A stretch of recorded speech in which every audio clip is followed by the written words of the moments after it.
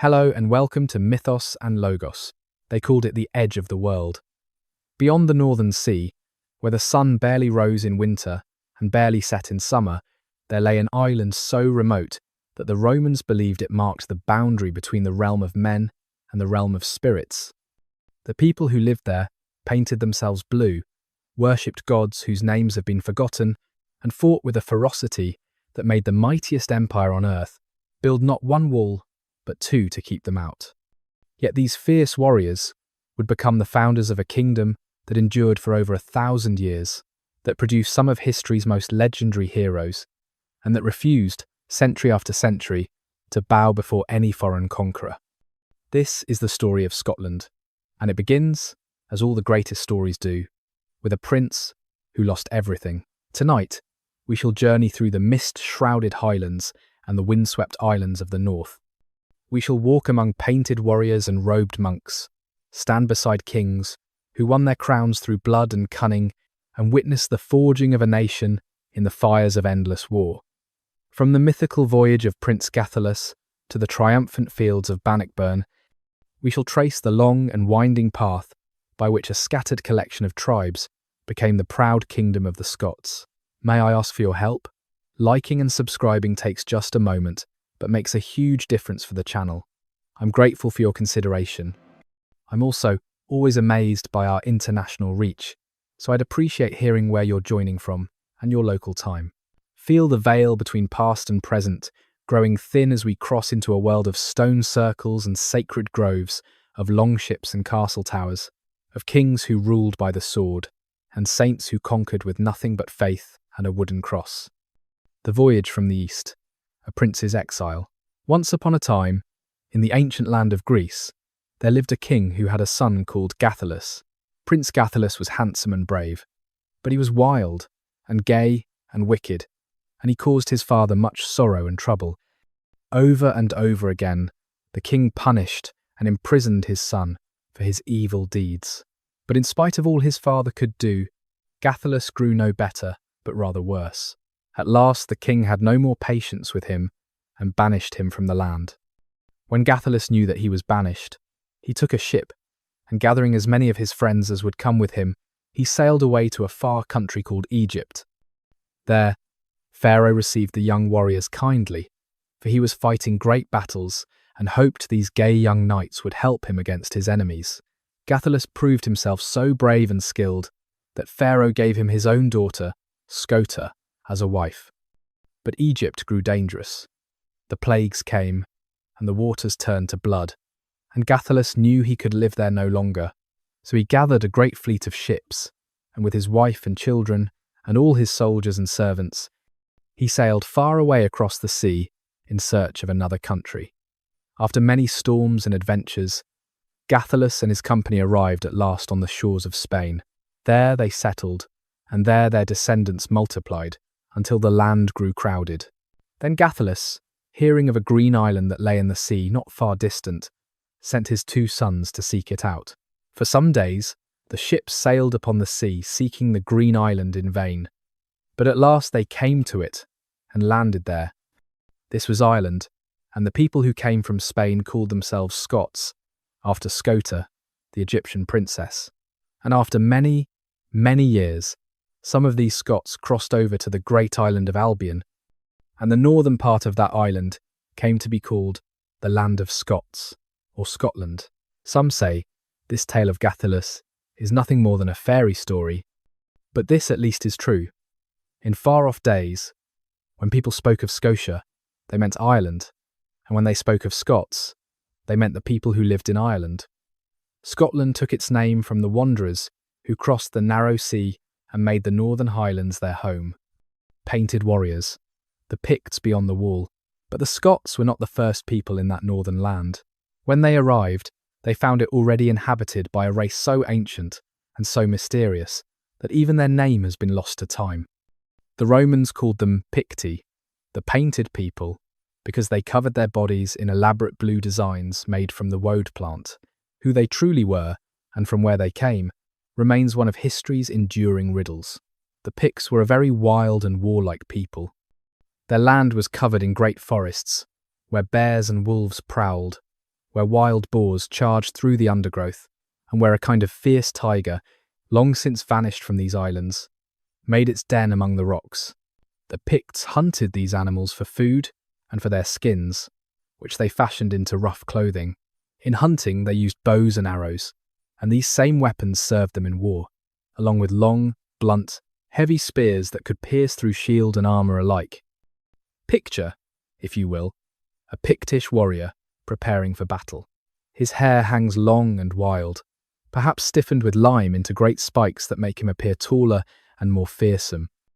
Across his chest and arms, swirling patterns of blue serpents and strange beasts wind their way over his skin, designed so sacred that their meaning has been lost forever.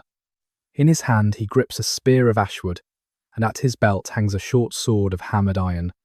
He wears no armour, for he trusts in his speed, his ferocity, and the protection of his gods. These Pictish warriors spent nearly all their time in hunting and fighting. They cared little for farming or building, preferring the freedom of the wild places to the settled life of towns. They lived in stone towers called bros, round and hollow, with walls thick enough to withstand any assault. Some of these towers still stand today, their dry stone walls, a testament to the skill of builders who left no written record of their craft. The Picts divided into many tribes, each with its own king, and these kings fought among themselves as readily as they fought against outsiders. Yet when a common enemy appeared, when the threat was great enough to unite them, the Picts could gather into a host so fierce and so determined that even the greatest military power the world had ever known would find them unconquerable, and that greatest power was coming. From across the sea, from the warm lands of the south where olives grew and wine flowed freely, the legions of Rome had set their sights upon the island of Albion. They had already conquered the tribes of the south. Now they turned their eyes northward, to the mountains and the mists, to the land of the painted people, when eagles met wolves, Agricola's march. It was not until the year 80 AD, more than 100 years after the Romans first came to Britain, that a general called Agricola marched into Scotland. He was determined to complete what his predecessors had begun, to bring the whole island under the rule of Rome. The Caledonians, as the Romans called all the northern tribes, had heard terrible tales of these invaders. They knew of the iron discipline of the legions, of soldiers who marched in perfect formation, who built roads and walls and fortresses wherever they went, who had conquered half the known world. But although the Caledonians were filled with dread, they fought bravely. They knew that behind them lay only the mountains and the sea, that there was nowhere left to flee. As Agricola marched northward by the coast, his galleys followed him on the sea. Sometimes the galleys would come close to the shore, and the sailors would land and join the soldiers in camp. There, they would tell stories to each other of the battles and dangers, of the storms and adventures through which they had passed, each trying to make the others believe that their adventures had been the most exciting, their dangers the greatest. The Caledonians fought fiercely, but Agricola's soldiers were far better trained. Gradually, he drove the islanders before him into the mountains beyond the rivers Forth and Clyde. There he built a line of forts, for he knew that he had neither conquered nor subdued these fierce warriors. He built these forts to cut them off from the south, to shut them, as it were, into another island. At last, at a place the Romans called Mons Graupius, the Caledonians gathered for a final stand. 30,000 warriors assembled on the slopes of a great hill, their chariots with swords upon the wheels, ready to dash among the enemy and cut them down. Against them came the splendid soldiers of the Roman Empire, clad in glittering coats of mail, armed with swords and spears of sharpened steel, every man among them trained to obey, to fight, and to die. As the Caledonians stood ready for battle, a chieftain named Galgacus made a speech to them. His words have echoed down through the centuries, preserved by Roman historians who admired even as they opposed him. "Fight today," he said, "for the liberty of Albion. We have never been slaves, and if we would not now become the slaves of these proud Romans, there is nothing left to us but to fight and die. We are at the farthest limits of land and liberty. There is no land behind us to which we may flee. These plunderers of the world, having taken all the land, now claim the seas. They kill and slay and take what is not theirs and call it empire. They make a desert and call it peace. The battle was terrible. Arrows flew thick and fast. The Roman cavalry swept around the flanks while the infantry advanced with deadly precision. The Caledonians fought with desperate courage, but skill and discipline triumphed over raw valour. When night fell, the Romans held the field. Yet this was no true victory. The next morning, the country far and near was empty and silent. The villages were smoking ruins. Not a Caledonian was to be seen. They had burned their own homes and fled away to hide among the mountains. Agricola, knowing it would be useless to try to follow them through the dark forests and trackless hills, turned and marched southward again. A few months later, he was called back to Rome. He had been 4 years in Scotland, and when he left, its people remained unconquered. The wall that could not hold. Years passed, and the Romans grew weary of trying to conquer what could not be conquered. Instead, they resolved to contain it. In the reign of Emperor Hadrian, they built a mighty wall stretching from sea to sea, 70 miles of stone and turf, studded with forts and watchtowers, garrisoned by soldiers from every corner of the empire. This was the boundary, they declared. South of the wall lay civilization. North of it lay the wilderness and the savages who dwelt within. But the Caledonians broke through. They climbed over, or they found gaps in the defences, or they simply waited for the garrisons to grow weak and complacent. So the Romans built another wall, further north, between the Forth and the Clyde. This wall, too, the Caledonians breached. The first man who leaped over it was called Graham, and the ruins of that part of the wall are called Graham's Dyke to this day. An emperor named Severus, old and so ill that he had to be carried in a litter, brought a great army to finally subdue these troublesome northerners. He marched through pathless forests and treacherous bogs, losing thousands of soldiers to ambush and disease. He made treaties and broke them. He ordered massacres that only hardened the resistance against him. In the end, he too retreated behind Hadrian's wall, and there, broken by failure and exhaustion, he died. The Caledonians remained free. They would always remain free. When at last, nearly 500 years after they first came to Britain, the Romans departed forever. The northern tribes swept south like a tide. They threw down the walls that had held them back for so long, and they plundered deep into the lands that Rome had abandoned. The eagles had flown. The wolves of the north had won. Mist and mountains. The land itself. Let your mind drift now to that ancient land, to Scotland as it was, before the coming of kings and kingdoms. Imagine yourself standing on a hillside as the sun sets behind the western sea. Below you, a loch stretches silver and still, its surface broken only by the ripples of fish rising to catch the evening insects. The air smells of heather and peat smoke, carried on a wind that has travelled across hundreds of miles of open ocean. In every direction, mountains rise like sleeping giants, their peaks lost in the clouds that seem always to cling to this northern land. The forests that cover their lower slopes are dark and dense, filled with the sounds of unseen creatures. An owl calls from somewhere in the gathering dusk. A stag bellows its challenge from a distant ridge. The wind sighs through the pine branches like the breathing of the earth itself. This is a land shaped by ice and fire, by glaciers that carve the glens and volcanoes that raise the mountains. It is a land of sudden changes, where sunshine can turn to storm in the space of a heartbeat, where mist can descend so thick that a man cannot see his own feet. It is a land that breeds hard people, people who must be cunning to survive its winters and brave to face its dangers. And it is a land of magic, or so its people believed. Every spring had its spirit, every grove its guardian. The standing stones that dot the landscape were placed there by giants, or by the old gods, or by a race of beings who lived before the memory of men. This was not merely a country. This was a world unto itself, ancient beyond reckoning, wild beyond taming. Asterisk, asterisk, a fire in the north, asterisk, asterisk. You are a Pictish warrior, and you crouch among the bracken on a hillside, watching the valley below. Your breath comes slow and steady, though your heart pounds against your ribs like a drum. The blue patterns on your skin feel tight in the cold morning air, and you press your palm against the rough wood of your spear shaft to steady yourself. Below, winding through the valley like a great metal serpent, comes the Roman army. You have heard stories of these men, stories of their endless numbers, of their terrible discipline, of the way they build straight roads through the wildest country and walls across the narrowest passes. Now you see them with your own eyes, and the stories did not lie.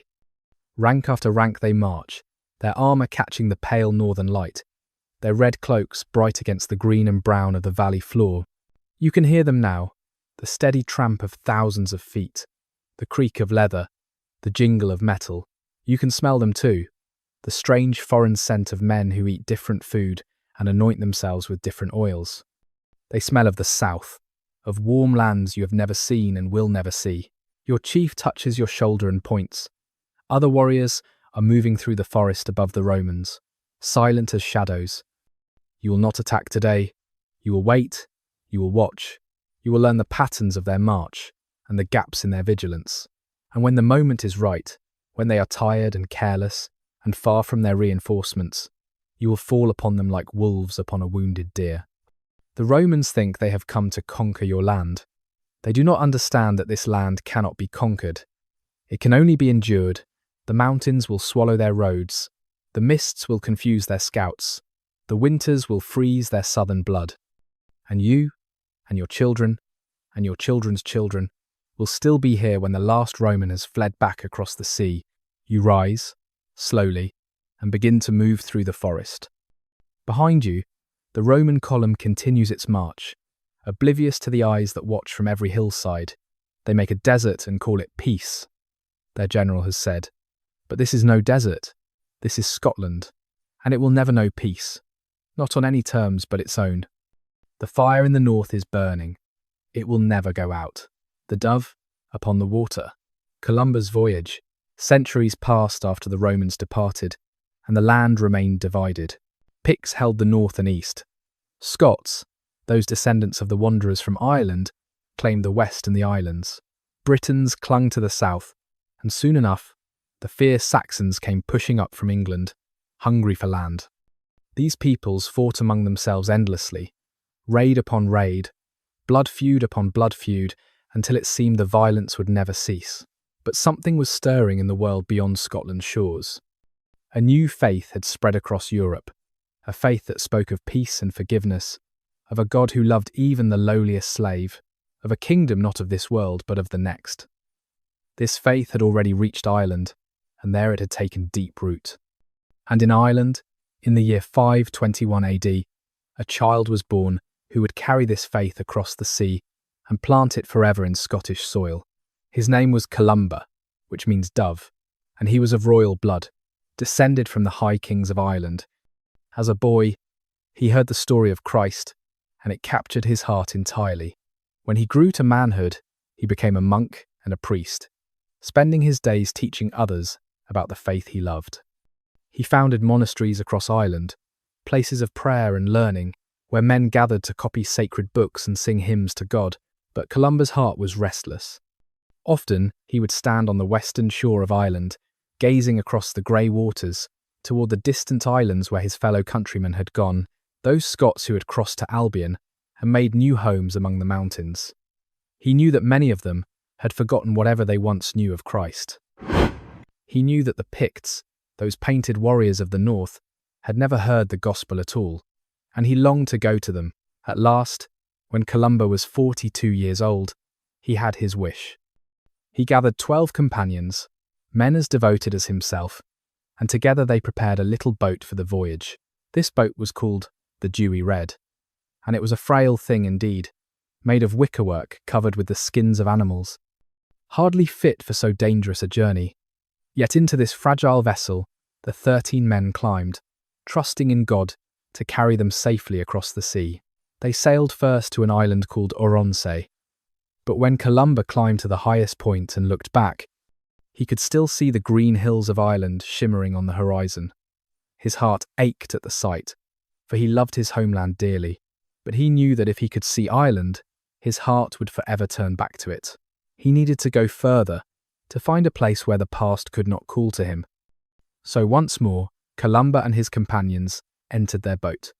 They sailed on until they came to an island, then called High, but which is now called Iona. The sun was setting as the frail little boat touched the rocky shore. Once more Columba climbed to the highest point and looked back.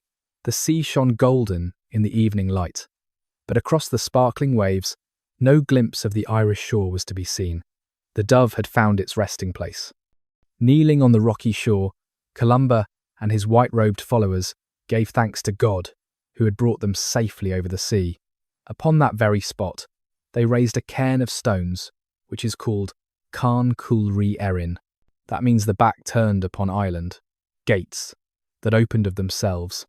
For 2 years, Columba remained on Iona, building houses and a church, teaching the people of the islands who flocked to hear him speak.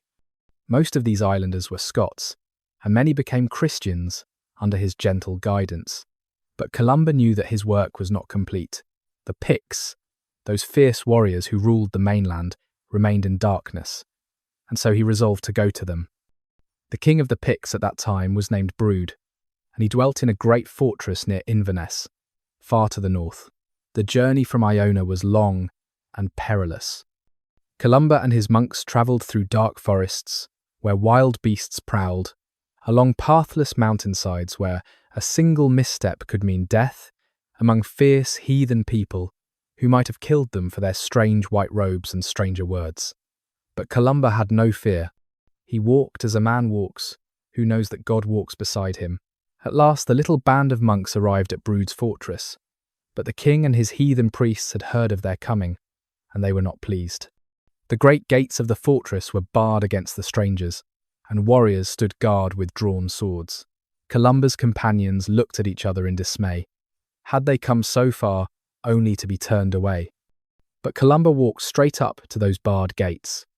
He raised his hand and made the sign of the cross upon them, and as he did so, a wonder occurred. The bolts and bars flew back of their own accord. Slowly and silently, the great gates swung open on their hinges. The guards fled in terror to tell the king what had happened.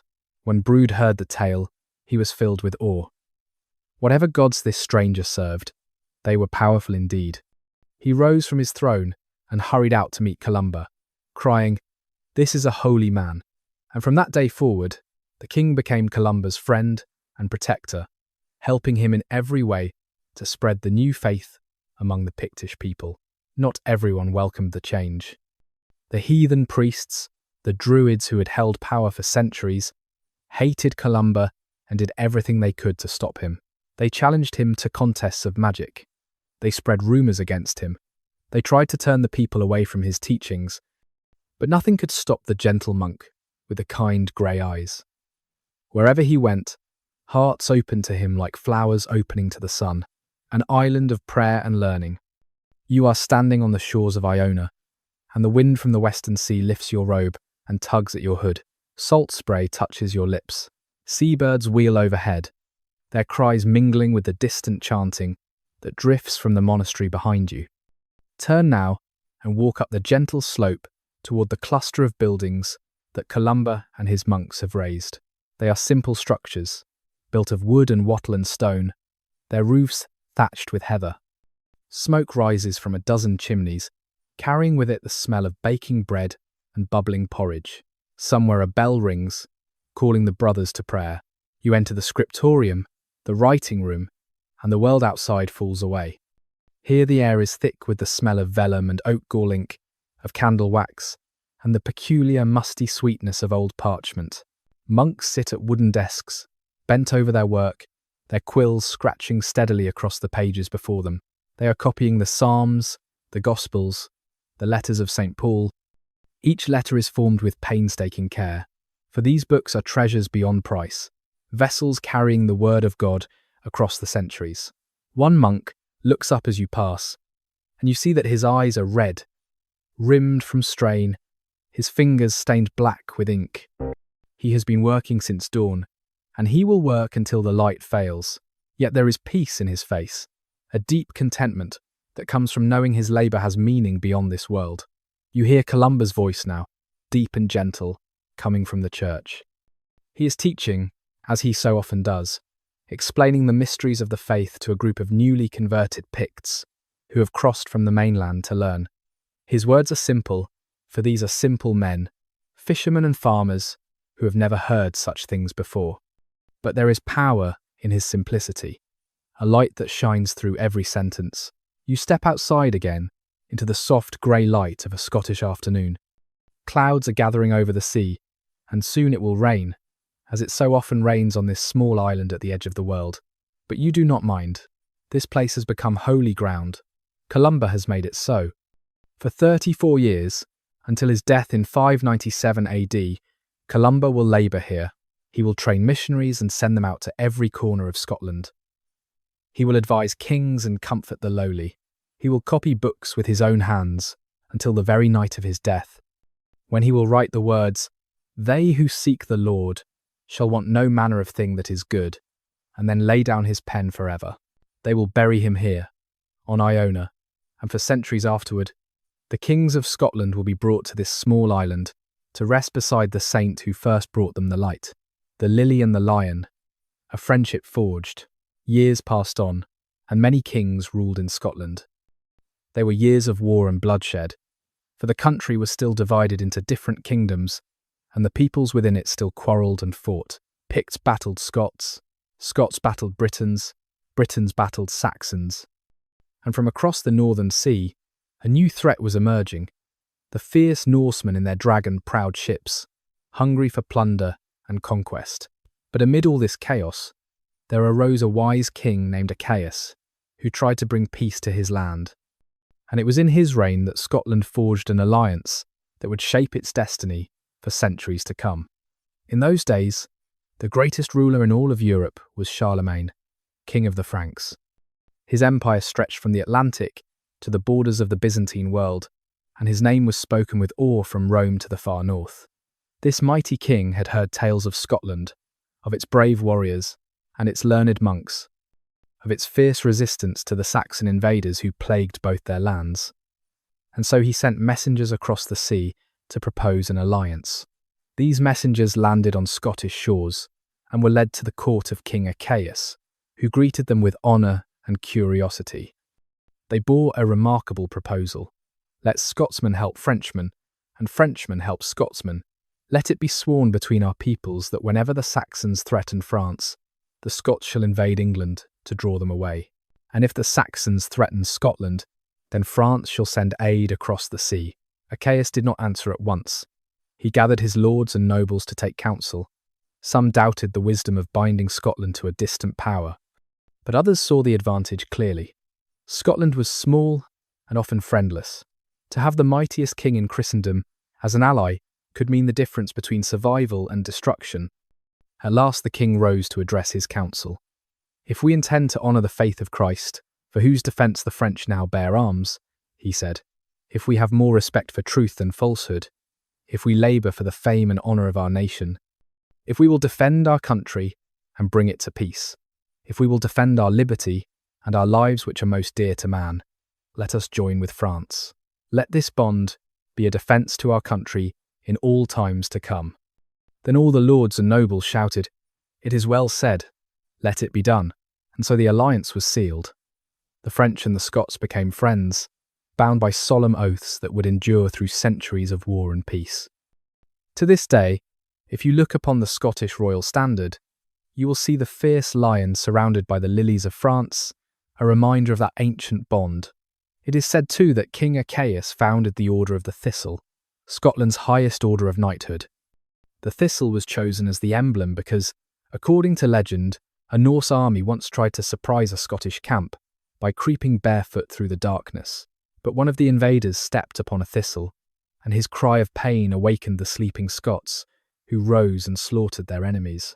And ever after, the humble thistle, with its sharp spines, became a symbol of Scottish defiance. "Touch me not," it seemed to say, "lest you feel my sting, Kenneth's terrible feast." But alliance with France could not heal the divisions within Scotland itself. Picts and Scots still eyed each other with suspicion, still raided each other's lands, still shed each other's blood. It would take a man of ruthless cunning to force them into a single kingdom. That man was Kenneth MacAlpine. Kenneth was king of the Scots, but through his grandmother, a Pictish princess, he also claimed the throne of the Picts. The Picts, however, had no intention of submitting to a Scottish king, and so there was war between the two peoples. Raid and counter-raid, battle after inconclusive battle. Kenneth grew impatient. He summoned his nobles to a council and tried to persuade them to gather for a great decisive battle. But the Scottish lords were weary of fighting, and say what he might, Kenneth could not move them. They did not wish to risk everything on a single throw of the dice. That night, there was a great feast. Wine flowed freely, and the lords ate and drank until they could eat and drink no more. Then, heavy with food and wine, they stumbled off to their beds and fell into deep sleep. But while the lords slept, Kenneth's servants were busy. In the dead of night, a strange figure appeared at each lord's bedside. These figures were dressed in fish skins covered with shining scales, and by the light of their torches, they seemed to glow with an unearthly radiance.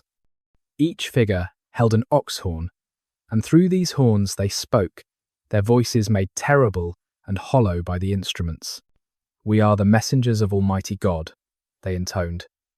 "We are sent to command you to obey your king, for his request is just. You must fight for him and win the Pictish kingdom. That is the will of the Lord of all." The lords woke trembling, convinced they had seen a vision from heaven. In the morning, they rushed to the king and told him what had happened. Kenneth, hiding his smile, pretended that he too had received such a vision, and now the lords were eager to fight. God himself had commanded it. With his newly willing army, Kenneth fell upon the Picts. Battle after battle was fought. The Pictish king and nearly all his nobles were slain, and then Kenneth did a terrible thing. He invited the remaining Pictish lords to a feast, pretending to offer peace and reconciliation. But beneath the benches where the Picts sat, his servants had removed the bolts that held the boards in place. At a signal, the boards gave way, and the Pictish lords tumbled into pits where armed men waited to slaughter them. Thus, by treachery and blood, Kenneth MacAlpine became king over both Picts and Scots. He took the lands of the dead Pictish nobles and gave them to his own followers. He changed the very names of the lands so that no memory of Pictish rule would remain.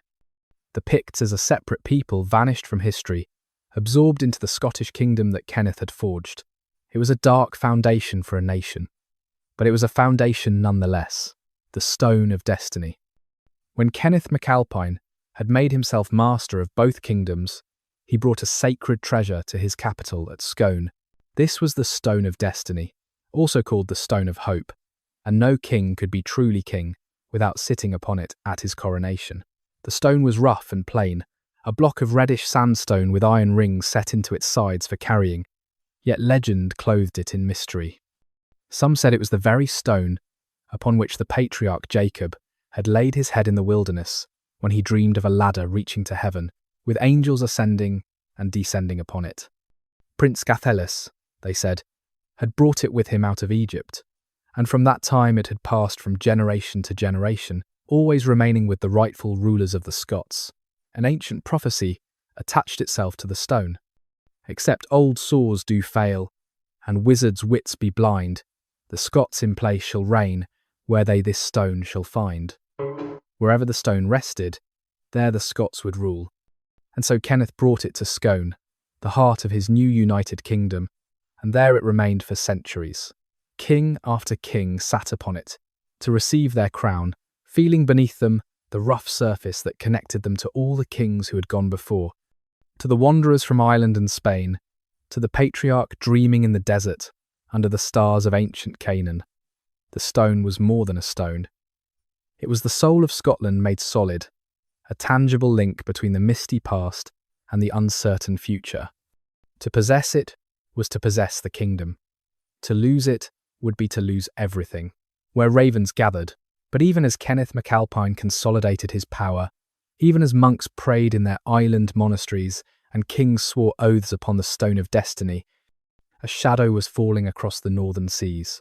Sails had been sighted on the horizon, square sails striped in red and white, sails that struck terror into the hearts of all who saw them. The Norsemen were coming. They came from Norway and Denmark, tall men with long fair hair and cold blue eyes.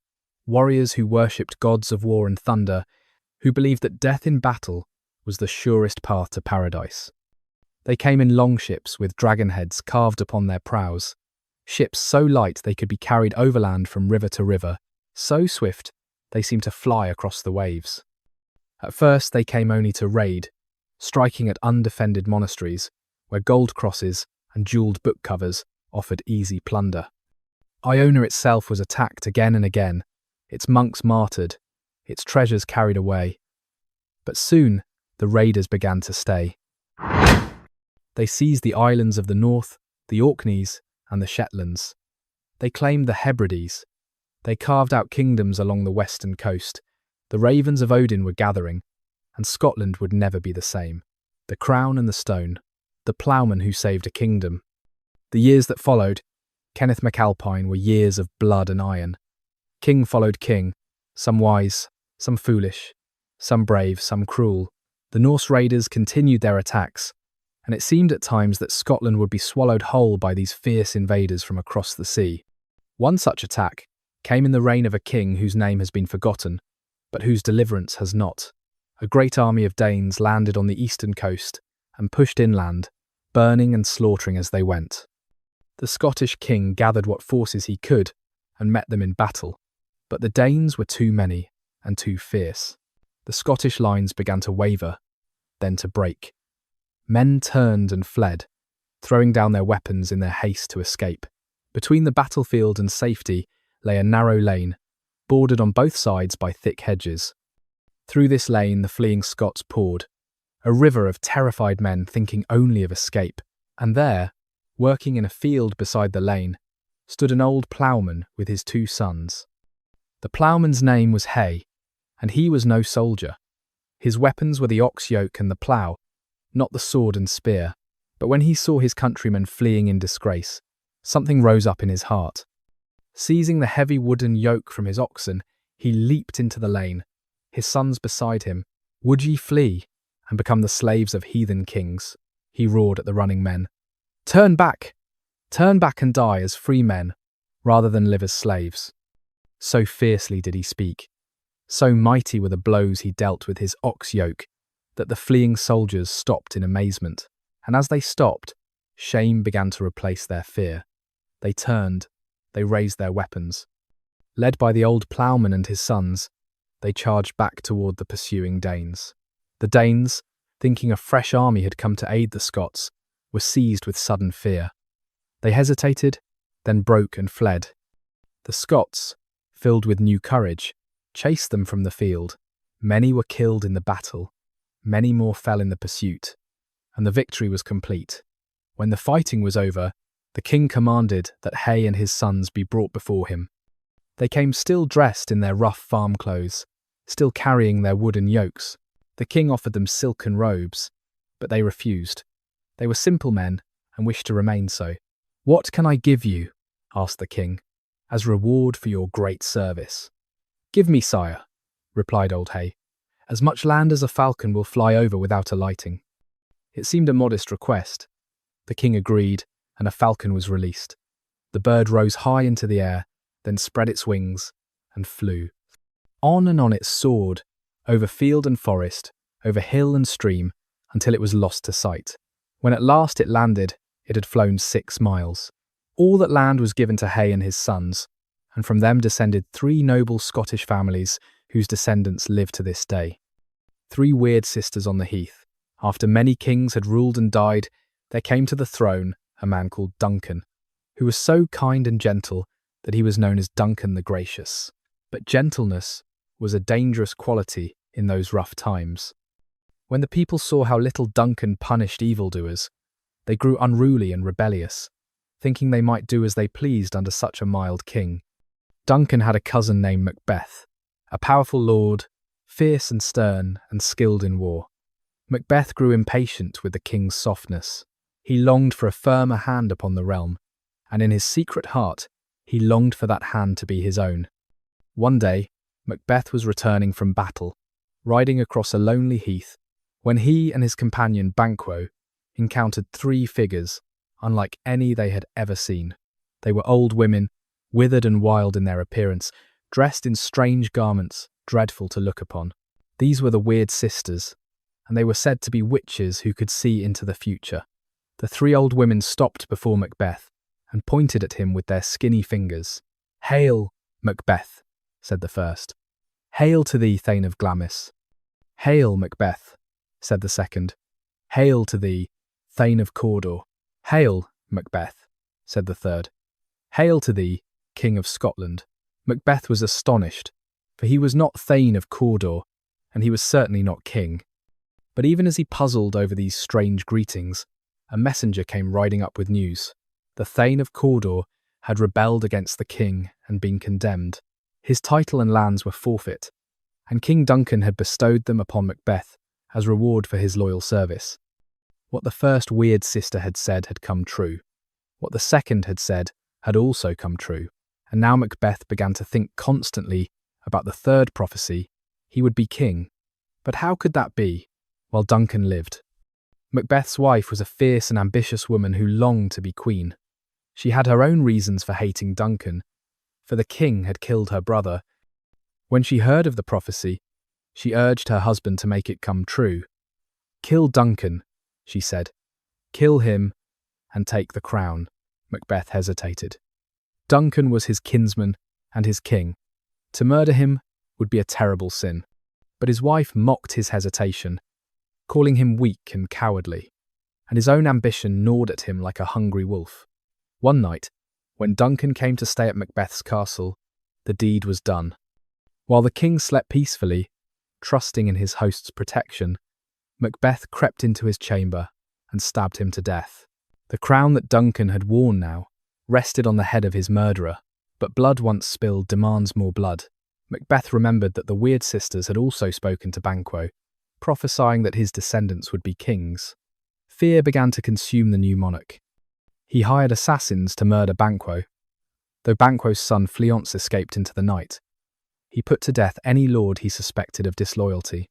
Scotland groaned under his tyranny, and the nobles whispered of rebellion. Birnam Wood comes to Dunsinane. Macbeth returned to the Weird Sisters, seeking reassurance. They told him that he need not fear until Birnam Wood should come to Dunsinane Hill, where he had built his fortress. Macbeth laughed at this. How could a forest move? Trees could not uproot themselves and walk. He felt safe, but Duncan's son Malcolm had fled to England, where King Edward the Confessor received him kindly. There, Malcolm gathered his strength and waited for his chance. And one of Scotland's greatest lords, a man named Macduff, whose wife and children Macbeth had cruelly murdered, escaped to join him. Macduff told Malcolm of all the sorrows and griefs of Scotland under the tyrant's rule. He begged the prince to return and claim his rightful throne. At first, Malcolm was cautious, fearing that Macduff might be a spy sent by Macbeth to lure him to his death. But at last he was convinced of Macduff's loyalty, and together they gathered an army. They marched north into Scotland, and as they came, men flocked to their standard. Those who had suffered under Macbeth's cruelty saw their chance for vengeance. Those who had remained loyal to Duncan's memory saw their chance to restore the rightful line. By the time Malcolm reached Birnam Wood, he commanded a mighty host. There, before the final march to Dunsinane, Malcolm gave a strange order. Every soldier was to cut down a leafy branch and carry it before him as he advanced. In this way, he said, their numbers would be concealed from the enemy, watching from the castle walls. And so the army moved forward, each man holding a green bough, and from a distance they looked like nothing so much as a forest on the march. Birnam Wood was coming to Dunsinane. Macbeth stood upon his castle walls, looking out toward the south. Suddenly, his face went pale. The forest was moving, the impossible prophecy was coming true. He knew then that his end was near. But Macbeth was brave, whatever else he was. He called his soldiers together and marched out to meet the enemy. In the thick of the battle, he came face to face with Macduff. Their swords clashed and rang. Macbeth fought with the strength of desperation, but Macduff fought with the strength of righteous vengeance. At last the tyrant fell, and Scotland was free. Malcolm, the son of gentle Duncan, was crowned at Scone upon the Stone of Destiny. He took the name Malcolm Canmore, which means big head. Though whether this referred to the size of his skull or the greatness of his mind, the old stories do not say. His reign would begin a new chapter in Scotland's story, and a woman was coming who would help him write it. A princess in the storm, Margaret's Landing. You are clinging to the deck of a small ship, and the world has become nothing but wind and water and terror. The vessel pitches and rolls beneath you, climbing mountains of grey-green waves, only to plunge into valleys so deep that the sky disappears. Salt spray stings your eyes. The timbers groan and creak as if the ship itself is crying out in pain. You are an English princess, a refugee fleeing from the Norman conqueror who has seized your homeland. Your brother Edgar, the rightful heir to the English throne, crouches beside you, his face grey with seasickness and fear. Your mother and sister huddle nearby, their prayers lost in the howling of the wind. You were bound for Hungary, for the court of relatives who might shelter you, but the storm has driven you far off course. You no longer know where you are or where you are going. For days the tempest has raged. Your food is gone, your water is nearly exhausted. The sailors have given up trying to steer and can only cling to the ropes and pray. Death seems certain. You have made your peace with God and wait only for the end. And then, through the spray and the mist, you see something. Land, a rocky shore, grey cliffs rising from grey water, and beyond them, the green of hills disappearing into cloud. You do not know what country this is. You do not know if its people will receive you as friends or enemies. But it is land, solid land, and you will not drown today. The ship scrapes against rocks. Hands reach down to pull you up onto the shore. You fall to your knees on the wet stones, trembling, weeping, giving thanks for your deliverance. The place where you have landed will afterward be called Margaret's Hope, named for you are the Princess Margaret, and your landing here will change the history of Scotland forever. Strangers gather around you, rough men speaking a language you barely understand. But their eyes are not hostile. They have seen that you are noble, that you are in distress, and something in their hearts responds to your plight. They send word to their king, and when Malcolm Canmore, King of Scots, comes riding down to the shore to see these shipwrecked strangers for himself, he looks into your eyes, and something passes between you that neither of you can name.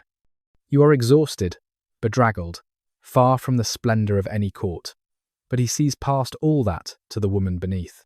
And in that moment, though neither of you knows it yet, the future of Scotland begins to take a new shape. The king who broke his axe. Malcolm Canmore brought the English refugees to his palace and treated them with every honour. He had good reason to be kind, for when he himself had been a fugitive from Macbeth, it was the English King Edward who had sheltered him. But kindness soon became something more.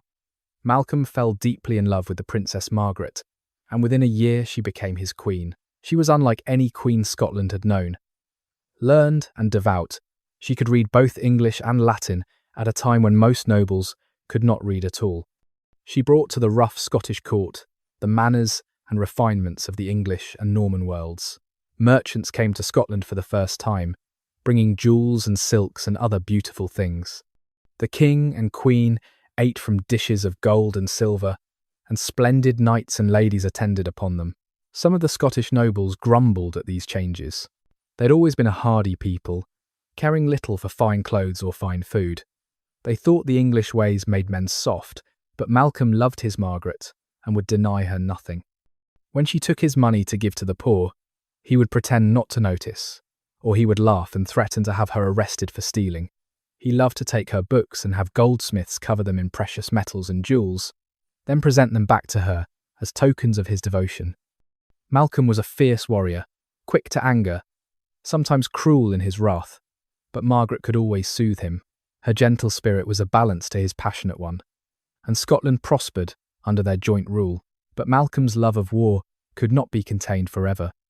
Again and again, he led his armies into England, ravaging the northern counties in support of English rebels against the Norman kings. At last, in 1093 AD, he marched south once more to besiege the castle of Alnwick. There, an English knight rode out under pretense of surrendering the keys to the castle, but as he approached the Scottish king, he suddenly thrust forward with his spear and pierced Malcolm through the eye. The great king fell dead without a groan. In the confusion that followed, his eldest son, Prince Edward, was mortally wounded. The Scottish army, leaderless and grieving, retreated homeward, bearing the bodies of their king and prince. Queen Margaret lay ill in Edinburgh Castle. When the news came, her son Edgar entered her chamber, and she saw at once from his face that something terrible had happened. "How fares the king?" she whispered. "How fares your brother?" The prince could not speak. His silence told her everything. "The will of God be done," said Margaret. She turned her face to the wall and died. They buried Malcolm and Margaret together at Dunfermline in the great church that Malcolm had built. He was the first king of Scotland to be buried there, instead of on the holy island of Iona, and many kings would follow him to that resting place. But none would be mourned more deeply than Malcolm Canmore and his saintly queen, whose love story had brightened Scotland's story for more than 30 years. Golden days. Alexander's reign, the century that followed Malcolm and Margaret, was one of turmoil and transition. Norman ways continued to spread through Scotland.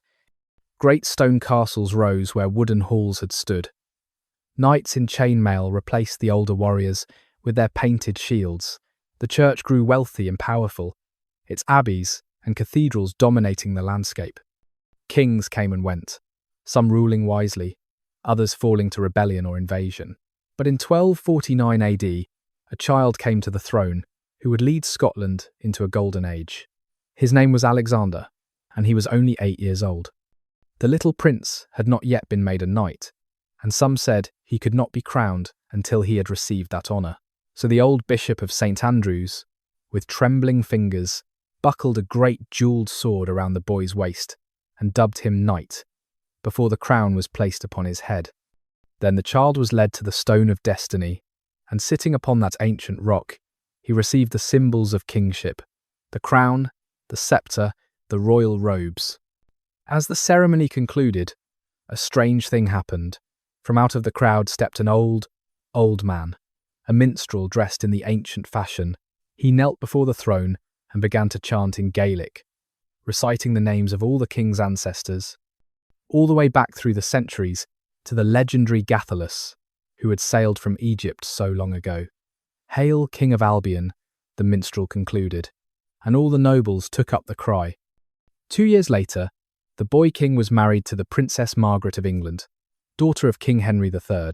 It was a splendid wedding, with feasting that lasted for days, with 1,000 knights in attendance, each appearing daily in new and more magnificent clothing.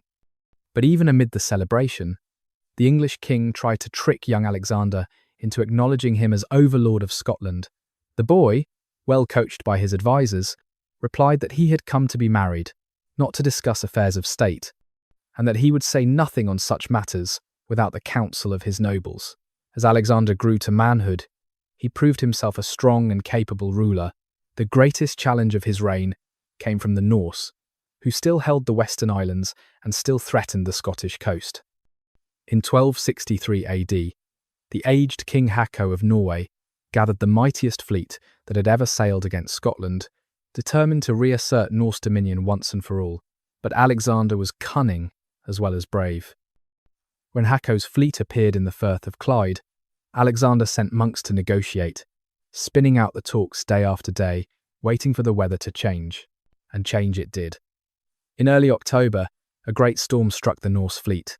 Ships were driven onto the rocks, men drowned in the hundreds, and when the surviving Norsemen struggled ashore at a place called Largs, the Scottish army was waiting for them.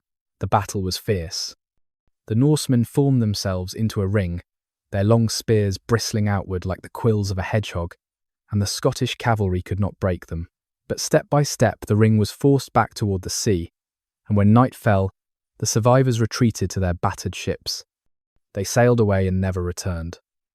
Old King Hako died in Orkney, broken by grief and shame, and a few years later, his successor sold all the Norse possessions in Scotland to Alexander for a modest sum.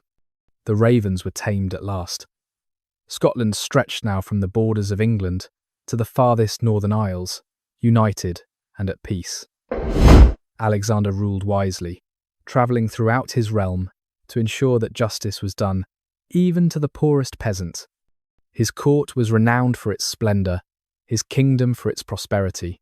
These were the golden days, and those who lived through them would remember them ever after as a time of happiness and hope.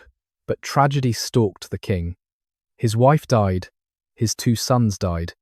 His daughter, who had married the King of Norway, also died, leaving only a little granddaughter named Margaret. Alexander, still not old, married again, hoping for another heir. But the new queen remained childless, and the king knew that if he died without a son, the crown would pass to a little girl who had never set foot in Scotland. A ride through darkness. On a March night in 1286 AD, King Alexander sat at a feast in Edinburgh Castle. Outside, a storm was brewing. The wind howled around the towers, and rain lashed against the windows. But the king was restless. His new queen waited for him across the Firth of Forth, and he was determined to go to her that night. His lords begged him to stay. The night was too wild, the roads too dangerous. Wait until morning, they said. But Alexander would not listen. He had ridden through worse storms than this. He called for his horse. At the ferry across the Forth, the ferryman added his voice to those urging caution. The water was rough, the crossing perilous. But still the king insisted. They crossed safely, and Alexander rode on into the darkness, accompanied by only a few attendants. Now the road led along the cliffs above the sea. The wind screamed. The rain drove horizontally into their faces. It was so dark that the riders could not see the path, and had to trust their horses to find the way. Alexander, impatient as always, rode ahead of his companions, and then, suddenly, he was gone. They heard a cry, quickly swallowed by the wind. They heard the clatter of hooves on rock, and then nothing but the storm. When morning came, they found him at the foot of the cliffs, lying broken on the rocks where his horse had stumbled and thrown him. The golden age was over. Scotland's great king was dead. There was a man in Scotland called Thomas the Rhymer, who was said to possess the gift of prophecy. On the day before Alexander's death, someone had asked Thomas what the morrow would bring. "Before noon tomorrow," the prophet replied, "such a tempest shall blow as Scotland has not seen for many a year." When the morning dawned bright and clear, people laughed at Thomas. Where was his great storm? But then the messenger came with news of the king's death, and they laughed no more. "There," said Thomas, "that is the storm of which I spoke. Never did tempest bring more ill to Scotland, and in the years of blood and sorrow that followed, the people would often remember those words, the little queen who never came." King Alexander left no son to succeed him. His only heir was his granddaughter Margaret, a child of 3, who lived far away in Norway with her father. The nobles gathered and swore to accept this little girl as their queen, for they had no other choice. But even as they swore, they must have known that dark days lay ahead. For 6 years, Scotland was ruled by regents, while the child queen remained in Norway. Then, when Margaret was 8 years old, it was decided that she should come to claim her kingdom. More than that, it was decided that she should marry the son of King Edward of England, uniting the 2 realms in peace. The Scottish nobles agreed to this plan, but they were careful to protect their independence. Scotland would remain a free country, they insisted, with its own laws and customs. It would never become merely a part of England. Edward seemed to accept these terms, but in his heart he was already dreaming of a different future.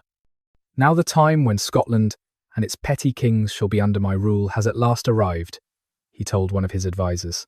Little Margaret set sail from Norway in a beautiful ship, laden with jewels and fine clothes and rich presents from her father. The people of Scotland waited eagerly to welcome their queen. But the voyage was long, and the North Sea in autumn is treacherous. Somewhere on that grey expanse of water, the child became ill. She never reached the mainland. In Orkney, within sight of the Scottish coast, the little queen died. How she died, and where she was buried, no one knows for certain. The ship that was to have brought her to her kingdom brought only the news of her death. Scotland's heart broke. For more than 2 centuries, the succession had passed smoothly from father to son, or from brother to brother. Now the royal line had ended, and there was no clear heir. A dozen men stepped forward to claim the crown, each with his own supporters. each ready to fight for what he believed was his right. The kingdom that Alexander had ruled in such peace and prosperity now stood on the brink of civil war. And watching from the south, patient and calculating, Edward of England saw his opportunity at last. The hammer and the sword, tomb tabard, a kingdom sold. With so many claimants to the throne, Scotland needed someone to judge between them. The nobles, unable to agree among themselves, made a fateful decision. They asked King Edward of England to arbitrate. It seemed reasonable enough. Edward was a powerful and respected king, known for his wisdom in matters of law. He was the brother-in-law of the dead, King Alexander, and the great-uncle of the little queen who had died at sea. Surely he would judge fairly, but Edward had not forgotten his dream of ruling Scotland. Before he would agree to judge, he demanded that all the claimants acknowledge him as overlord of Scotland. One by one, desperate for his support, they agreed. The trap was set. After much deliberation, Edward chose John Balliol as king. Balliol was descended from the eldest daughter of a Scottish prince, and his claim was perhaps the strongest in law. But Balliol was a weak man, timid and easily bullied, and that may have been exactly why Edward chose him. A strong king would have resisted English domination. Balliol could be controlled. Before he was even crowned, Balliol was made to kneel before Edward and swear homage for the entire kingdom of Scotland. He swore to obey the English king in all things, to come when summoned, to fight when commanded. Scotland, which had never bowed to any foreign power, which had defied the Romans and the Norse and remained free, was handed over to England by a single act of cowardice. The Scots soon learned what English overlordship meant. Whenever Balliol tried to act as a true king, Edward would summon him to England and humiliate him. Scottish nobles who felt they had been wronged by their king appealed to Edward, and Edward always took their side, not because he cared about justice, but because it gave him another chance to remind Balliol who was truly master. The King of Scots was treated not as a fellow monarch but as a disobedient servant. At last the Scottish nobles could bear it no longer. They took power out of Balliol's weak hands and made an alliance with France, Scotland's old friend. When Edward demanded Scottish soldiers for his war against the French, the Scots refused. Instead, they prepared to fight England itself. Edward's response was swift and terrible. He marched north with a mighty army and fell upon the town of Berwick, then Scotland's richest port. The slaughter that followed shocked even that violent age. Men, women, and children were put to the sword. The streets ran with blood. When some Flemish merchants barricaded themselves in a building called the Red Hall and refused to surrender, Edward had the building burned with them inside. They died to a man rather than yield to the English king. From Berwick, Edward marched through Scotland, crushing all resistance. Balliol, seeing that his cause was hopeless, came before the English king, dressed as a penitent, stripped of his royal robes, carrying a white wand of surrender. He confessed his rebellion, renounced his kingship, and placed himself in Edward's hands. The Scots gave their fallen king a mocking nickname. They called him Tomb Tabard, which means empty coat. He had looked fine enough in his royal robes, but there was nothing inside them. No courage, no honour, no will to resist. Edward sent Balliol to England as a prisoner. He stripped the Great Seal of Scotland into pieces. He seized the sacred stone of destiny and carried it away to Westminster, where it would remain for 700 years. He garrisoned Scottish castles with English soldiers and appointed English officials to govern the land. Then he went home, believing that he had finally achieved what no Roman emperor, no Norse king, no English monarch before him had ever accomplished. He had conquered Scotland, but Scotland was not conquered. It was only waiting. A giant rises, William Wallace. In those dark days, when English soldiers swaggered through Scottish towns and English lords sat in Scottish castles, there lived a young man named William Wallace. He was not a great noble. He was only the younger son of a country knight, with no lands of his own and no prospects of inheriting any. But he was very tall, taller than most men by a full head, and he was immensely strong. His hair was brown and wavy, his eyes bright and clear, and there was something in his bearing that made men look twice when he passed. Wallace loved Scotland with every fibre of his being. From childhood, he had heard the old stories of Scottish kings and Scottish heroes, and his heart burned with shame at what Edward had done to his country. While the great nobles submitted and swore allegiance to the English king, Wallace refused. He would never bow, he would never yield. He would fight until Scotland was free, or until he was dead. At first, his resistance was a small thing. He quarrelled with English soldiers and killed some of them. He gathered a band of friends who shared his hatred of the occupation. They lived as outlaws in the forests and hills, striking at English patrols, ambushing supply trains, disappearing before any force could be assembled against them. Wallace was not alone in his defiance. Throughout Scotland, men were growing restless under English rule, but they lacked a leader, someone to unite them and give them hope.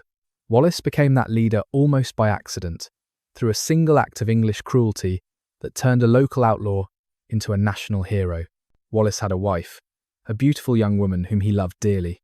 One day, after a skirmish with English soldiers in the town of Lanark, Wallace fled to his wife's house. She hid him and helped him escape through a back door, while the English sheriff, a man named Hazelrig, battered at the front. When Hazelrig found that Wallace had escaped, he turned his fury on the woman who had helped him. He killed her with his own sword. He killed all the servants. He burned the house to the ground. Then he proclaimed Wallace a traitor and an outlaw, offering a great reward to anyone who would bring him in, dead or alive. The news reached Wallace in the forest, where he was hiding. As he listened to the tale of his wife's murder, the great warrior covered his face with his hands and wept. His friend Sir John Graham wept beside him, and all their men wept too, for they knew what she had meant to him. But Wallace did not weep for long. Drying his eyes, he rose to his feet. "Tears are useless pain," he said. "They cannot bring her back. But hear me, Graham. This blade I will never sheathe until I have avenged her death." That night, Wallace and his men crept back into Lanark. They found the sheriff in his bed and dragged him out. Wallace killed him with his own hands, striking blow after blow until there was nothing left to strike. Then they fell upon the English garrison and killed them too, everyone. By morning, Lanark was free. Word of what Wallace had done spread across Scotland like fire through dry heather. Here at last was a man who would fight. Here was a man the English could not catch and could not kill. Men flocked to his banner, not great lords with their knights and castles, but common men, farmers and craftsmen and shepherds who had nothing to lose and everything to gain. Within months, Wallace commanded an army.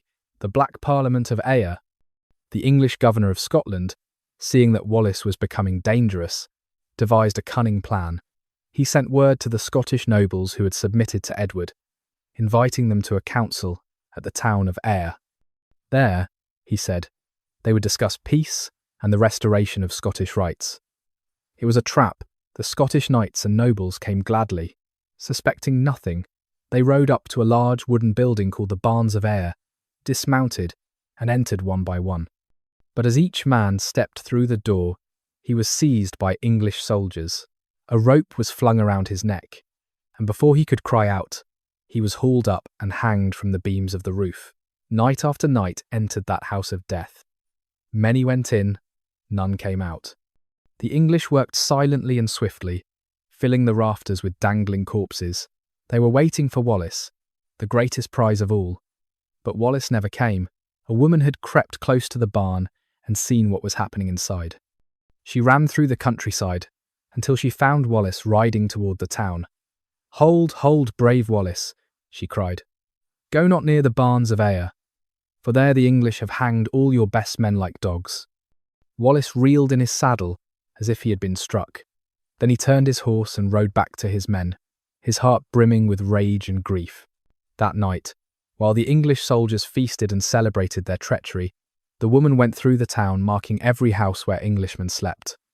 Behind her came Wallace and his men, piling dry branches and firewood against each marked door.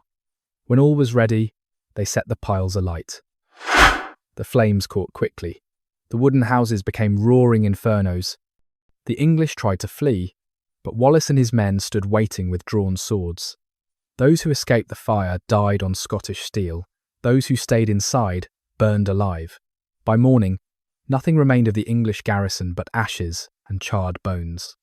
Some of the English had been sleeping in a nearby monastery. When the monks heard what Wallace was doing, they armed themselves with whatever weapons they could find and fell upon the soldiers. Even men of God had reached the limit of their endurance. This night of fire and slaughter became known as the Black Parliament of Ayr, and it taught the English that Scotland would never submit quietly to their rule. And so, Stirling Bridge, the river runs red. King Edward, hearing of all that Wallace was doing, sent a great army to crush him. The commander was an experienced soldier, and he brought with him the finest knights and archers in England. Against this professional force, Wallace had only his ragged army of common men, armed with spears and axes and fierce determination. Wallace withdrew before the advancing English, drawing them deeper into Scotland. He knew he could not meet them in open battle. They were too many, too well armed, too skilled in warfare, but he could choose where to fight, and he chose well. Near the town of Stirling, the River Forth flowed swift and deep. A single narrow bridge crossed it, so narrow that only 2 men could walk abreast. On the north side of the river, Wallace positioned his army on high ground, mostly hidden from view. On the south side, the English army gathered and prepared to cross. The English commander was overconfident. He saw only a rabble of peasants on the far bank. He ordered his cavalry to cross the bridge and scatter them. Slowly, 2 by 2, the armoured knights rode across. It took hours for even a portion of the army to cross, and still Wallace did not move. The English who had crossed began to form up on the north bank, but the ground was soft and marshy, and they had difficulty keeping their formation. Still Wallace waited. More men crossed. The bridge was choked with soldiers, a long, thin line stretching from bank to bank. Still Wallace waited. And then, when perhaps half the English army had crossed, and the other half was still on the far side, Wallace gave the signal. A company of Scots swept down from the hills and seized the north end of the bridge. In an instant, the English army was cut in 2. Those who had crossed were trapped, cut off from their comrades, unable to retreat. Then Wallace led his main force thundering down from the high ground. The English, disordered and confused, could not form their lines. The Scottish spears crashed into them like a wave against a crumbling wall. Men and horses went down in tangled heaps. The marshy ground sucked at the feet of the armoured knights, slowing them, trapping them. The slaughter was terrible. Hundreds fell beneath Scottish blades. Hundreds more, trying to flee, drowned in the river, or were crushed on the narrow bridge. Of all the English who had crossed, only a handful escaped. The commander himself fled southward and did not stop until he reached England. Scotland exploded with joy. Wallace was proclaimed guardian of the realm, ruling in the name of the absent Balliol. He led his army across the border into England, ravaging the northern counties, as the English had so often ravaged Scotland. For one brief shining moment, it seemed that Scotland might truly be free. But Edward was not finished. The hammer that had broken so many other nations was about to fall on Scotland once more, the turning of a loaf.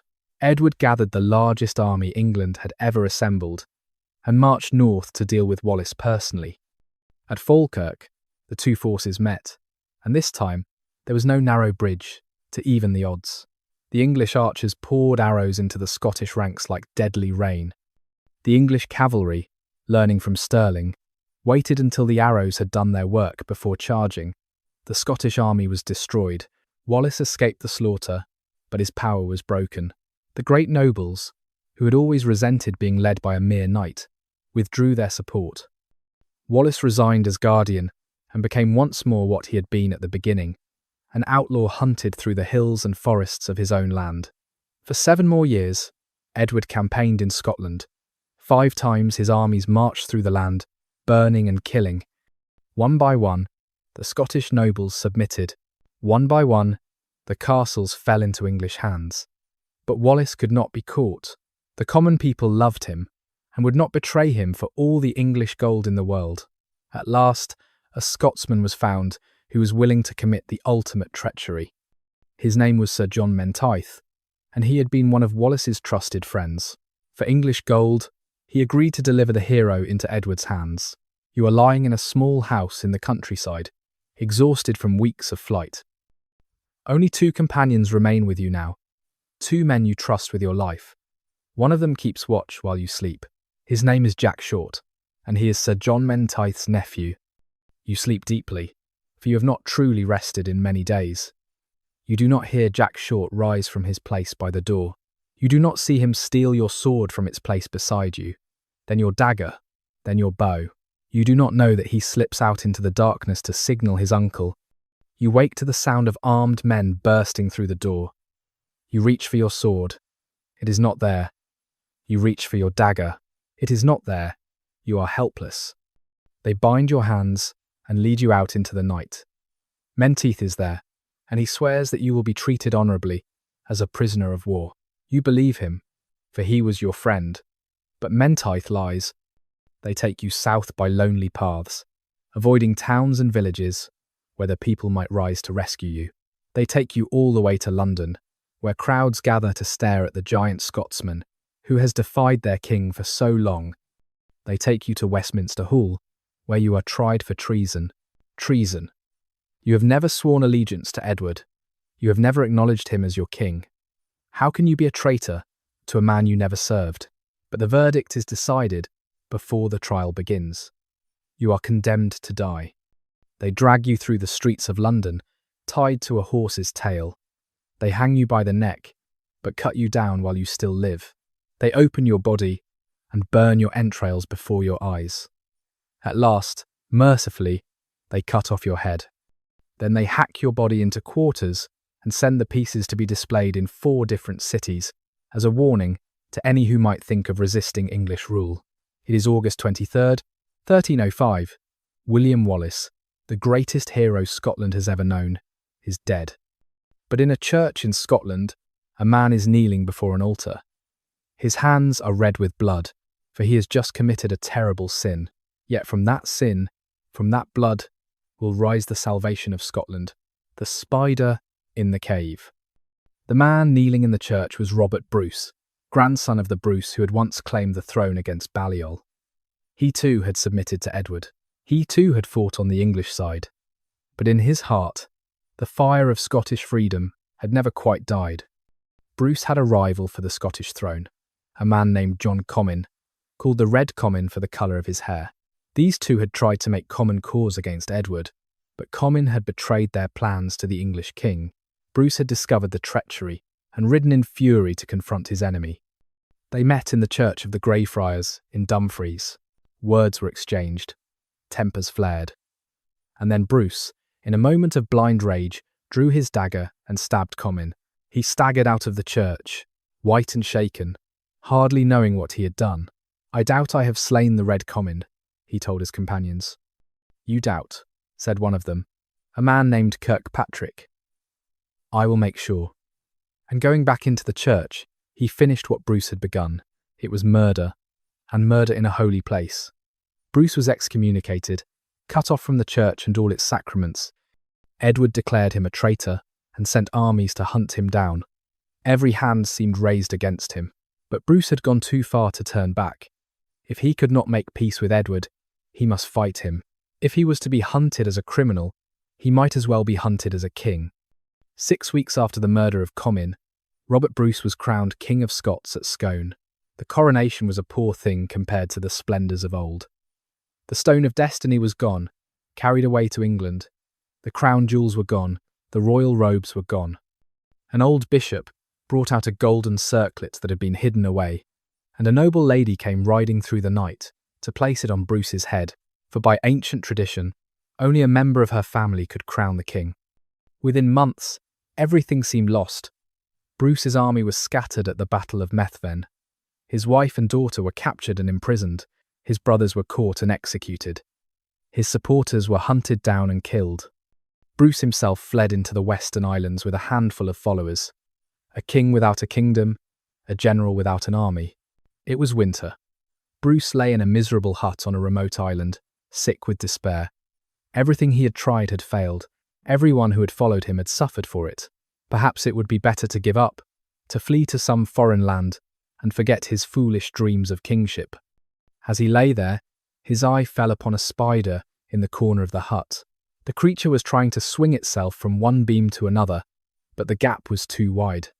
Again and again it tried, and again it fell short. 6 times, Bruce watched it fail.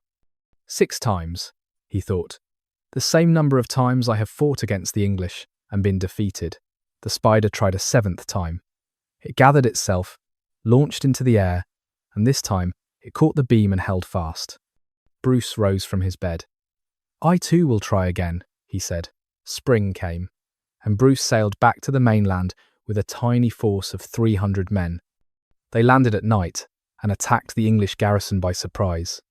It was a small victory, but it was a victory. More men joined him. He won another fight, then another. Castle after castle fell to his forces, some taken by cunning, some by courage, some by sheer audacity. The English struck back. Again and again they sent armies against Bruce, and again he defeated them or evaded them. He learned to fight a new kind of war, avoiding pitched battles, striking where the enemy was weak, melting away into the hills when they were strong. The spider had taught him patience. Years passed. Bruce's strength grew, while English strength waned. King Edward, the great hammer of the Scots, died on his way north for yet another campaign, cursing Scotland with his last breath. His son, Edward II, was a weak and foolish man who cared more for his favourites than for his kingdom. By 1314, nearly all of Scotland was in Bruce's hands. Only a few castles remained to the English, and the greatest of these was Stirling. Bruce's brother Edward laid siege to it, and the governor agreed to surrender if no English army came to relieve him by midsummer. It was a rash bargain. It meant that Edward of England must bring his army to Scotland, must fight the pitched battle that Bruce had avoided for so long. But there was no help for it now. The challenge had been issued. All that remained was to meet it. On the night of June 23rd, 1314, 2 armies camped within sight of each other near a little stream called the Bannockburn. The English were the largest army that had ever invaded Scotland, nearly 20,000 strong, with thousands of armoured knights and the finest archers in Europe. The Scots numbered perhaps 7,000, most of them common foot soldiers armed with long spears. But the Scots had Robert Bruce, and that would make all the difference. The next morning, as the 2 armies prepared for battle, an English knight named Sir Henry de Bohun saw the Scottish king riding before his lines. Bruce was mounted on a small grey pony, wearing a golden crown upon his helmet, so that all might know him. Bohun saw a chance for glory. He couched his lance and charged. The great war horse thundered across the field. Bruce waited calmly on his little pony. At the last moment, as Bohun's lance was about to strike, Bruce turned his mount aside. The English knight hurtled past, and as he passed, Bruce rose in his stirrups and brought his battle-axe crashing down upon Bohun's head. The helmet split, the skull beneath split. Sir Henry de Bohun tumbled dead from his saddle, and a great cheer rose from the Scottish ranks.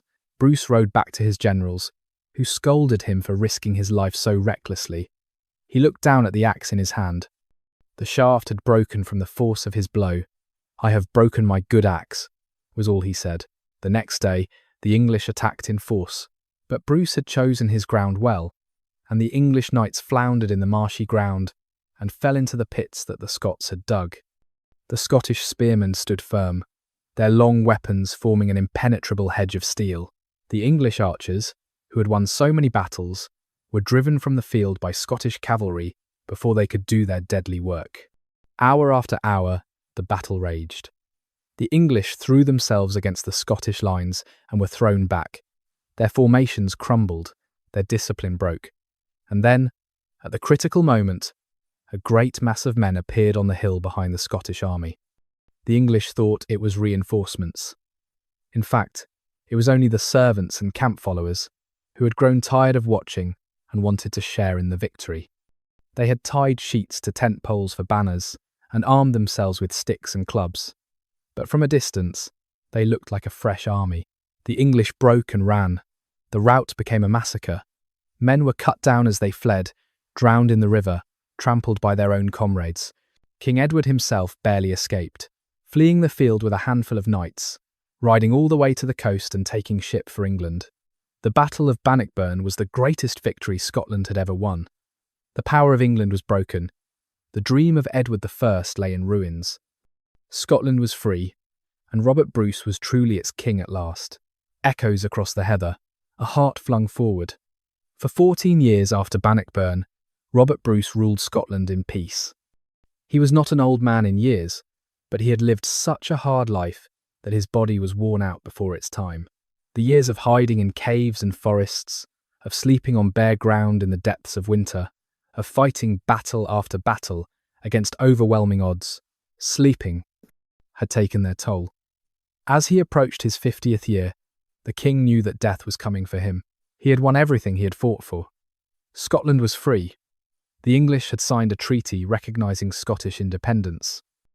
His son, David, still a child, would inherit a secure throne. But one thing troubled the dying king. Long ago, in the darkest days of his struggle, he had made a vow. He had promised God that if he won his kingdom, he would go on crusade to the Holy Land and fight for the liberation of Christ's tomb from the Saracens. Now he would never fulfill that promise. His body was too weak to make the journey. Bruce called his most trusted friend to his bedside. This was Sir James Douglas, the Black Douglas, who had fought beside him through all the long years of war. Douglas knelt by the bed and took the king's hand. "My dearest friend," Bruce whispered, "you know how hard I have had to fight for my kingdom. When I was sorest pressed, I made a vow that if God granted me peace, I would go to the Holy Land to fight for the sepulchre of Christ. But now that I have peace, my body is too feeble. I cannot fulfill my heart's desire." Douglas bowed his head, unable to speak. "Yet I would send my heart where my body cannot go," the king continued. "There is no knight so gallant as you. Therefore I pray you, when I am dead, take my heart from my body and carry it to the Holy Land. Bear it into battle against the enemies of Christ, so that my vow may be fulfilled even after death." "I will do it, my king," Douglas said through his tears. "Upon my knighthood, I swear it. Thanks be to God," said Bruce. "Now I can die in peace, knowing that the bravest knight in all my kingdom will do for me what I cannot do for myself." Not many days later, the great king died. From all the land, there arose a cry of mourning such as Scotland had never known. They buried him in Dunfermline Abbey, wrapped in a robe of cloth of gold, but first they removed his heart as he had requested. Douglas had the heart embalmed and placed in a silver casket, which he wore on a chain around his neck. Then he gathered a company of the bravest knights in Scotland and set sail for the Holy Land. But Douglas never reached Jerusalem. In Spain, he found Christian kings fighting against the Moors, and he stopped to help them. In a great battle, the Scots charged so furiously that they drove the enemy before them. But they charged too far and found themselves surrounded, cut off from their allies, with no hope of escape. Douglas took the silver casket from around his neck. He looked at it one last time. Then he flung it into the thickest of the fighting. "Pass thee first, thou dauntless heart," he cried, "as thou wert wont of yore. Douglas will follow thee or die." He spurred his horse forward into the enemy ranks and was never seen alive again. They found his body lying over the casket, as if even in death he was protecting his king's heart. The few survivors brought both back to Scotland. Douglas was buried in his own church, and the heart of Bruce was laid to rest in Melrose Abbey, where it remains to this day. Stones that remember. Let your thoughts drift now across the land that Bruce and Wallace and all those who came before them fought to keep free. Night has fallen over Scotland, and the moon is rising above the hills. See how its light falls upon the ancient stones. At Iona, the abbey that Columba built stands silver white against the dark water. Its arch is open to the sky where the roof has long since fallen. The graves of kings lie all around, their names worn away by centuries of rain and wind, but the stones endure.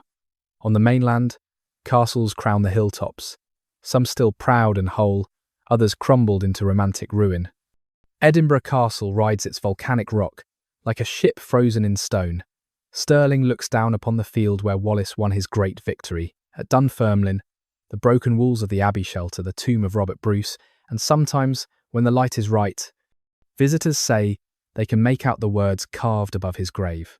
Further north, where the tourists seldom go, older stones stand in patient circles. No one remembers who raised them or why. They were ancient when the Picts painted themselves blue, ancient when Columba landed on Iona, ancient when the first Scots crossed over from Ireland. They have watched the whole long story unfold, and they will watch for centuries more. The wind sighs through the roofless abbeys. An owl calls from a ruined tower. Somewhere in the darkness, water drips from stone to stone, wearing away the rock grain by grain, as it has done since the ice retreated and the land rose from the sea. These stones remember. They remember the chanting of monks and the clash of swords. They remember coronations and funerals, victories and defeats. They hold the memory of Scotland in their silent hearts, and they will hold it long after all the books have crumbled into dust, heather and thistle. What endures? What is it that makes a nation? Not merely borders on a map, for borders shift and change with every generation. Not merely a common language, for Scotland has spoken Gaelic and Scots and English, and sometimes all three at once. Not merely a shared ancestry, for Picts and Scots and Britons and Norse and Normans all mingled their blood to create the Scottish people. Perhaps it is something simpler. Perhaps it is merely the determination to exist, the stubborn refusal to disappear, the insistence that this small corner of the world matters and will continue to matter no matter what larger powers may think. The thistle understands this. It grows in poor soil where other plants cannot survive. Its leaves are sharp, its stem is tough, and its purple flower blooms defiantly even in the harshest conditions. Touch it carelessly, and it will draw blood. But leave it alone, and it asks nothing from anyone. No one knows exactly when the Scots adopted the thistle as their emblem. The old story says it was when a Norse army tried to surprise a Scottish camp by creeping barefoot through the darkness, and one of them stepped on a thistle and cried out in pain, alerting the defenders. Perhaps this is true, perhaps it is only a legend, but the meaning is clear either way. Scotland may look soft and welcoming from a distance, but those who try to trample it will feel its thorns. The heather, too, is part of Scotland's soul. It carpets the highlands in purple and green, tough and resilient, beautiful in its simplicity. The Scots made beds of heather when they had nothing else. They flavoured their ale with it. They burned it for fuel. And when they marched to war, the scent of heather on the wind reminded them of home. These humble plants endure where grander things have perished. The castles fall, the kingdoms rise and crumble, but the thistle and the heather remain. Season after season, century after century, as patient and as stubborn as the people who made them symbols of their land. Voices in the glen. The mist is settling into the valleys now, soft and grey, blurring the line between earth and sky. If you stand very still, you might hear something drifting through the fog. It sounds almost like music. It is the pipes, the great Highland bagpipes, playing somewhere far away. The sound swells and fades with the shifting of the mist, sometimes clear, sometimes barely a whisper. It is a sound unlike any other on earth, at once mournful and triumphant, savage and tender. It is the sound of Scotland itself, given voice. The tune is old, older perhaps than the castles, older than the abbeys, old as the hills themselves. Generations of pipers have played it, each adding something, each taking something away, until the melody belongs to no one and to everyone. It tells of battles fought and lovers lost, of exile and homecoming, of the fierce joy of being alive in this hard and beautiful land. Listen as it echoes from the mountainsides. Listen as it rolls down the glens and across the still waters of the lochs. Listen as it fades into the distance, growing softer, softer, until you cannot be sure whether you are still hearing it or only remembering it. The mist grows thicker. The peaks disappear. The world contracts to the small, warm space around you. And beyond that small space, there is only the soft grey silence and the last fading notes of the pipes. Sleep is coming now, gentle as the Scottish rain. Let it come. Let the old stories settle into your mind, like sediment settling to the bottom of a still pool. They will be there when you wake, part of you now, part of the great story that connects all of us to everyone who came before, the kingdom that would not die. And so we come to the end of our journey through medieval Scotland, though of course it is not truly an end. The story goes on. David II grew to manhood and ruled after his father. More kings followed, and queens too, each adding their own chapter to the tale. There were more wars with England, and more truces, and finally, centuries later, a union of the crowns that would have astonished Edward Longshanks and broken his heart. But that union came not through conquest, but through inheritance. When a Scottish king rode south to claim the English throne, the Scots did not become English. If anything, they made England a little more Scottish. And to this day, the two nations remain distinct, each proud of its own history, each shaped by the long centuries when they were rivals rather than partners. What can we learn from this old story? Perhaps only this: that courage matters, that persistence matters, that the small can sometimes defeat the great if they refuse to give up. Scotland was never a powerful country. It had no great cities, no vast armies, no wealth to compare with its neighbours. But it had Wallace, who showed that one man's determination can light a fire that nothing can extinguish. It had Bruce, who proved that defeat is never final as long as you are willing to try again. It had countless ordinary men and women who chose freedom over safety, who faced impossible odds and somehow prevailed. Their bones lie scattered across the land, in abbey graveyards and forgotten battlefields, in village churchyards and remote highland glens. But their spirit remains. You can feel it in the wind that blows across the moors. You can hear it in the cry of the pipes. You can see it in the stubborn purple thistle growing wild beside the road. Scotland endures. It has always endured. And as long as there are those who remember its story and pass it on to their children, it always will. I hope these echoes from the past have gently carried you toward dreams. Thank you for trusting me to guide you through these historical reveries. May ancient peace settle over you like a gentle blanket. The fire in the north still burns, but softly now, a warm glow rather than a roaring flame. Let its light guide you into restful sleep, and may you wake refreshed, carrying with you some small piece of Scotland's story in your heart. Good night.